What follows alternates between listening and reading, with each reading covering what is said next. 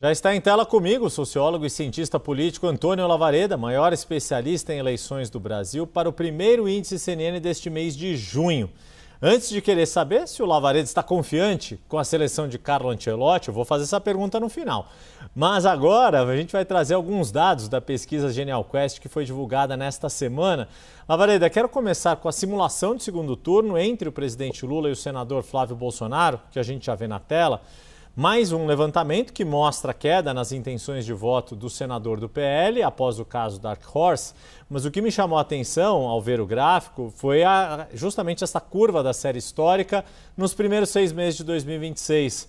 Flávio estava 7 pontos atrás de Lula em janeiro, chegou a ficar numericamente à frente em abril e agora em junho veio o presidente com 6 pontos de vantagem. É como se tudo que ele remou avançou nesses primeiros meses de 2026 acabou se perdendo desde que as mensagens vieram à tona, Lavareda. Yuri, boa tarde a você, boa tarde a quem está nos acompanhando. A diferença entre esse desempenho, esse momento do senador Flávio contra Lula e aquele ponto anterior que você lembrava no início desse ano, a grande diferença é a tendência, porque de um momento lá atrás o senador Flávio estava vivendo, experimentando um viés de alta, e agora, em direção oposta, ele vive uma fase de declínio dos seus números de intenção de voto, tanto no primeiro quanto no segundo turno. Se nós pensarmos 2 meses atrás e compararmos com esse momento agora, ele sai de +2 para -6. É um movimento net importante, um movimento de 8 pontos, ou seja, uma involução de 8 pontos associando os dois desempenhos. E outra coisa que a pesquisa traz também é uma má notícia nesse particular, do segundo turno. O senador Flávio fica apenas 3 pontos, seu desempenho é apenas 3 pontos melhor do que o desempenho de outros candidatos da direita, como Caiado e Zema. Terceira notícia negativa, já tivemos 7 pesquisas, Yuri, até agora 7 pesquisas repetindo, nas quais Lula fica à frente de Flávio Bolsonaro no segundo turno, desde aquele momento privilegiado, o momento em que o candidato Flávio conseguiu ultrapassar o atual presidente. Então, de fins de maio para cá, 7 pesquisas em que ele perde no segundo turno, uma na qual ele empata e uma única na qual ele fica à frente do presidente Lula. Então, qual é o problema, Yuri? É que se essas pesquisas reiteradamente vierem a continuar apontando um declínio de Flávio no segundo turno contra o presidente Lula, ou seja, vai passar a ideia, vai consolidar uma ideia de que ele é uma espécie de, para usar a linguagem de Jockey Club, uma espécie de cavalo perdedor no segundo páreo, na segunda volta.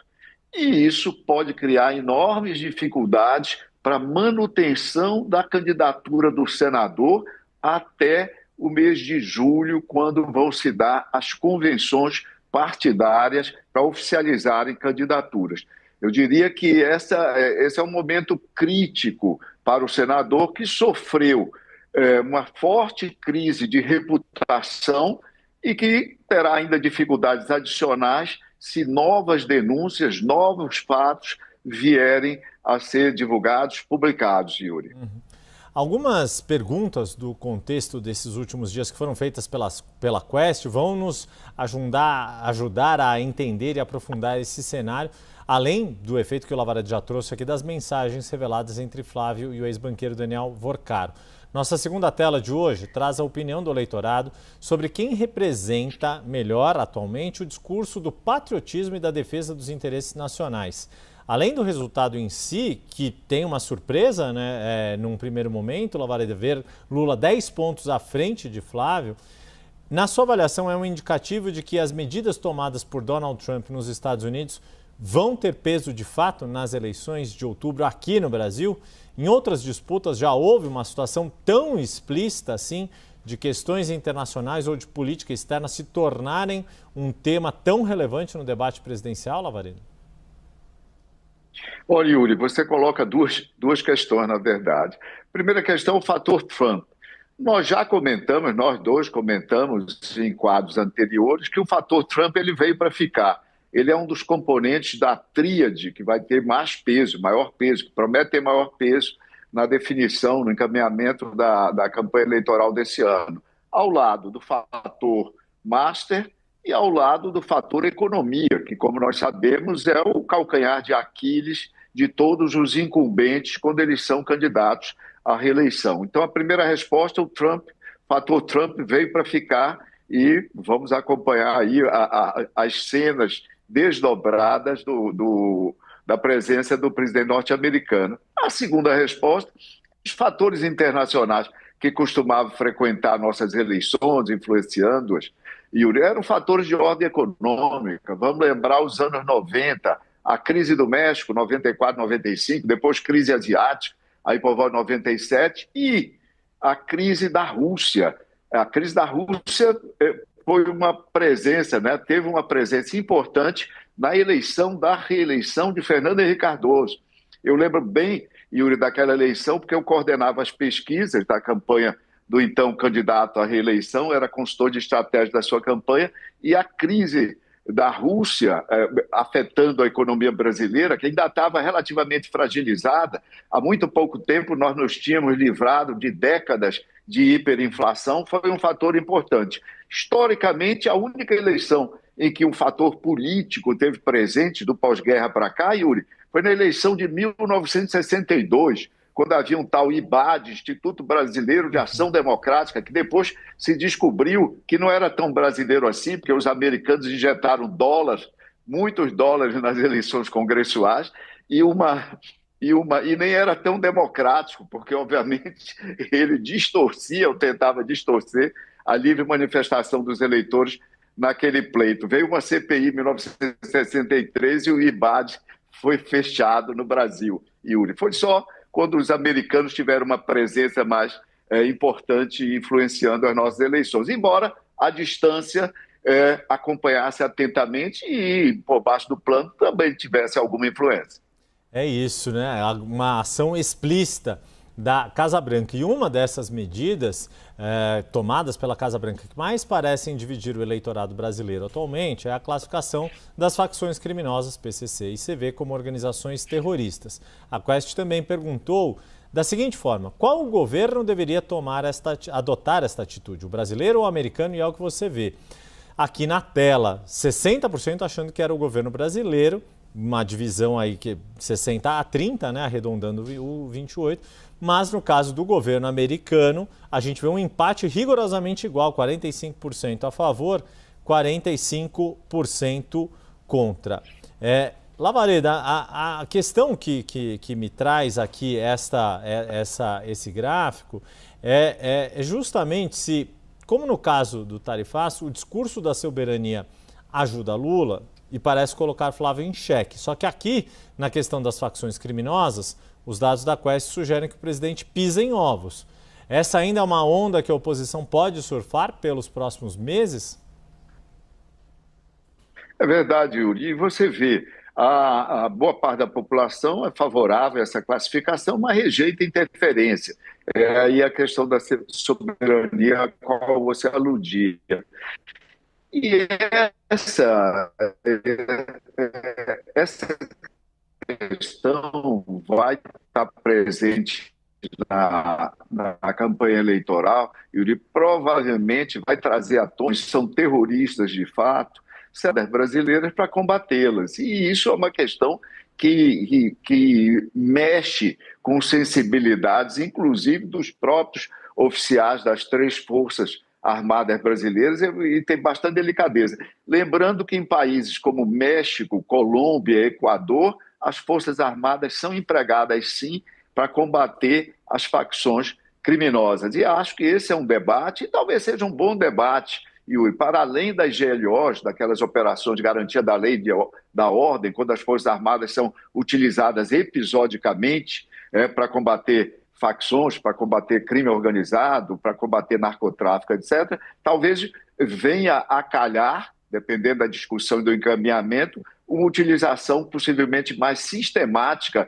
dos 360 mil homens que compõem as nossas três Forças Armadas, que vão reforçar, então, poderiam reforçar eventualmente, Yuri, nossas polícias civil e militar, nossa Polícia Federal e até as guardas municipais, que também estão envolvidas na questão da promoção da ordem, do combate à violência no Brasil, Yuri. Dito tudo isso, Lavareda, ainda temos tempo, como sempre fazemos aqui no nosso quadro, de trazer o índice CNN, que é um dado extraído do agregador desenvolvido pelo IPESP Analítica com as pesquisas de aprovação e desaprovação do atual governo.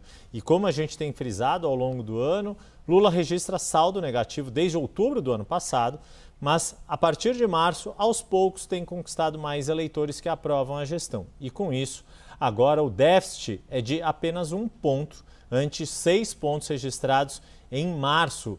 Lavareda, queria que você avaliasse então a boca das curvas se fechando há 6 meses, quer dizer, com passados quase 6 meses deste ano eleitoral.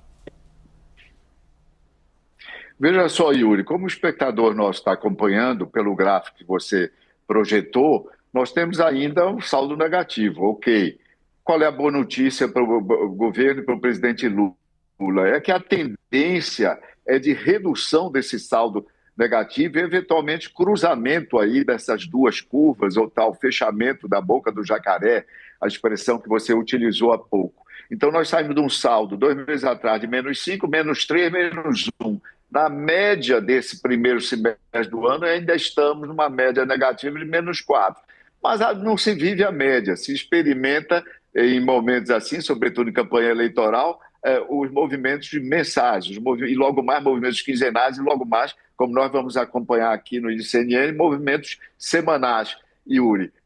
47% de aprovação. Como nós já comentamos também, é um número bastante próximo dos 50%, está mais próximo dos 50%, e que são o patamar digamos assim, de tranquilização do incumbente. O incumbente fica bem mais tranquilo, com 50% de aprovação, porque se eleva bastante. Ele passa a ser franco favorito na batalha eleitoral.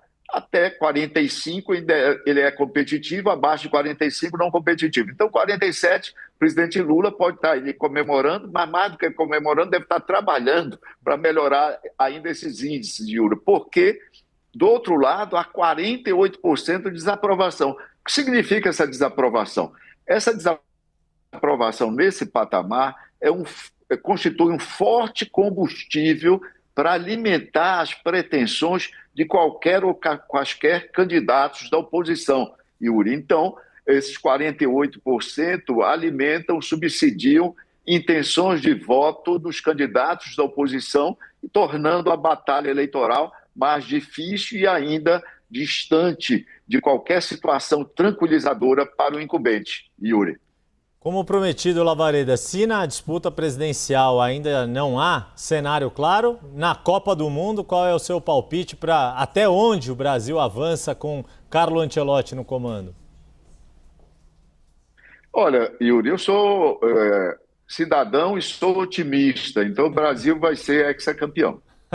Tá aí. Este Antônio Lavareda, sociólogo, cientista político, um otimista, mais do que eu, confesso. Eu tô achando que vai dar Espanha, foi o que eu apostei no bolão, mas principalmente Antônio Lavareda é o maior especialista em eleições no Brasil. Você já sabe, mas eu repito, o índice CNN pode ser acompanhado nas plataformas da CNN Brasil e no site da CNN. Você pode ver os dados do agregador de pesquisas desenvolvido pelo IPESP Analítica. Daqui a 2 semanas, Lavareda volta conosco para o saldo deste primeiro semestre de pré-campanha e dedos cruzados com o Brasil classificado para o mata-mata da Copa. Lavareda, até a próxima.